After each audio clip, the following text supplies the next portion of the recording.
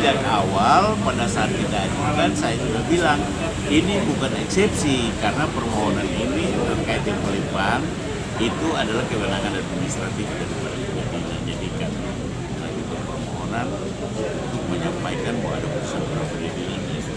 Tapi hakim berkata itu eksepsi. Nah, hakim kemudian putusan ini baru saya kaget bahwa itu tadi baru saya kaget bahwa itu disebut eksepsi.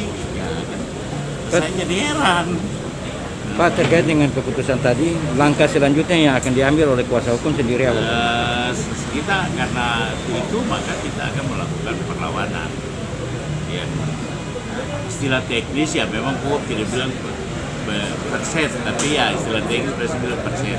Seperti tadi kan saya bilang eksepsi, tapi hakim bilang bahwa hakim tidak mengenal eksepsi, hakim mengenal keberatan. Padahal dalam praktek peradilan ya sudah praktek peradilan itu menggunakan istilah terminologi eksepsi. Selalu orang bikin eksepsi itu taruh pasti eksepsi walaupun ada taruh di situ adalah keberatan, nota keberatan. Tapi biasanya juga ditambah dengan eksepsi dan itu tidak ada problem dalam praktek peradilan yang sudah tidak pernah tapi karena hakim bilang bahwa tidak mengenal eksepsi maka saya bilang eksepsi tidak bisa ini jadi ya itulah yang terjadi.